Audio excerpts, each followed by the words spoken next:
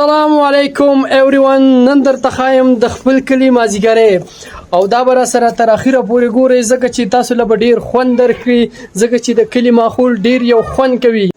نو عزتمندو دا زموږ د کلي ماحول دی او دی هلک پکې ځان سینګار کو مانځه له رالی مانځه ته ځان تیار کو د مازدیګر وخت دی بس لمونځ ورته وکړئ بیا به ګورو ځئ.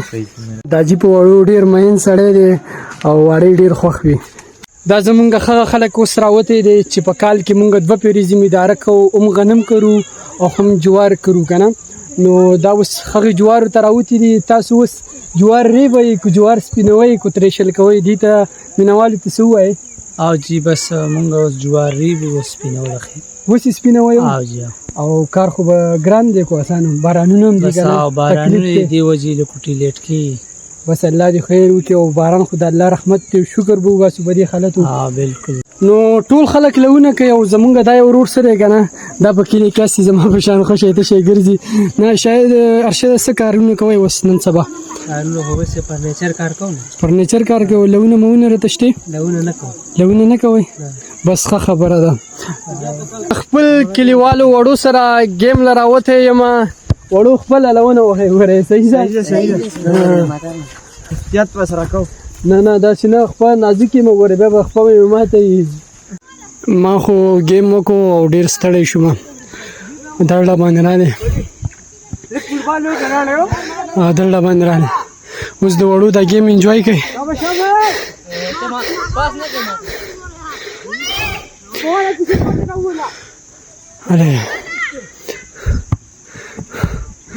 اره ګول خطا کو دی یو کس ګول خطا کو دا زموږ د ټیم پلیر دی او ګول خطا کو وګوره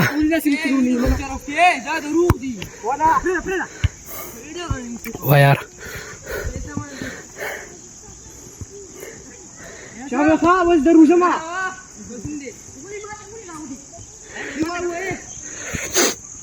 په کمنټس کې ووایئ دا وخت چا چاته یادېږي او دا د وړوکیالي دا وخت ډېر خوند کوي.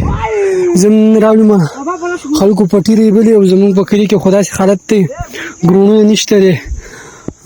خلکو ته مې پیغام دا دی موږ په کال کې یو پیرل ته فوټبال کوو دا دی بیا واړی او بس غنم یا جوار وکړي. مشکل له دې سرې چې څه غواړئ تاسو؟ څه دي که نه ته ګرون پکار دی. ګرون پکار دی. ګرون پکار دی. سیاسي خلک رالی موږ یې واغستو موږ یې ګرون جوړ نه کړو. دا حکومت دا پیل دی موږ یې ګرون جوړ کړي. زموږ مشران زموږ خبره نه دغه کوي. وا ډېر ښه الټه بندوي. ماشاءالله د ده نه خو زما دا امید نه خو ډېرې ښکلې خبرې وکړلې او دا زمونږ روغ هفته اختر وي ځکه چې دا پټي وریبل شي نو بیا دلته واړه گیم کوي نو دلته هم واړه لګیا دي خپل کوشش کوي او خپل گیم کوي نو تاسو به اوس انجوای کوئ. واه بهترین شاټ.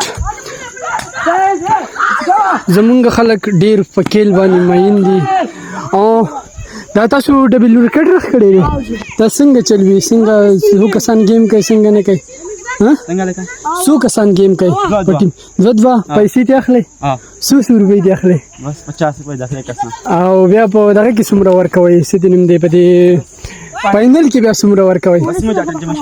فاینل ته 2 ټیمان وځي. ها بس زمونږ واړه خو ډېر ښکلی کوشش کوي او یو یې اوټ کو د بدمرغه او دا چې اوس اوټ شو د ده نه به رنز ماینس کېږي 4 رنز به ترې ماینس کېږي. خلک په کرکټ باندې ډېر مین وي ځکه چې دا یو ما په ګلۍ کې ولیدو نو ده هم بیټ او بال راغوستي دي. نو چېرته ګیم له تللی وې؟ کوم ځای ته تللی وې؟ څو رنز دې وکړل؟ 50 رنز ګپ ونه لګې.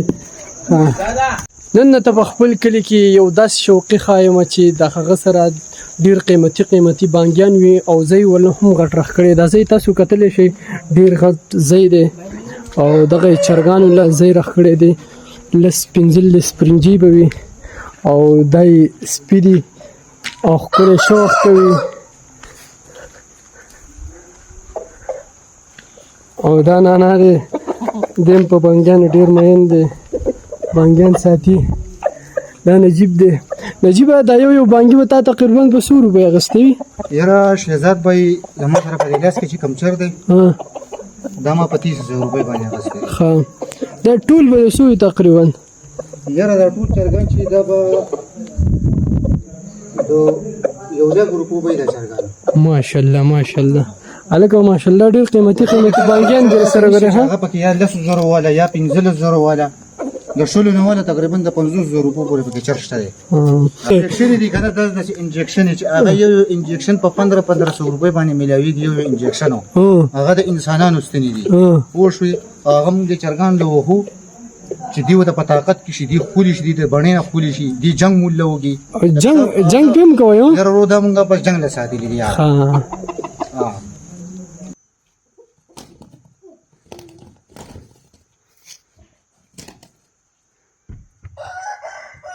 دا بیزه بکی د دیواله سر ته خدي دا نو چې دا سره ورتاو شي دې ته بس وایو دا د کلی خالتي بیزی به دی په کوټو باندې ګرځي او واړه به دی په کوټو باندې لبي کوي د کلی ډیر یو خپل ماحول وي نو دا وړه تاسو نه دا کچ کچ ګاډي راغستې وي او دی بيزنه لبي کوي نو مرګرو کو دا ویډیو خو خوشوي نو درز ولور کوي لایک کوي او مخې ته نور چاته شیر کړئ د څه نوې ځایونه به تاسو ته مونږ ایکسپلور کوو تاسو مونږ چینل له ځان سره فالو کړئ چې بیا راته ویډیو در رسي د بیا لیدو سره او ښه ورځ درته غواړم د خدای په امان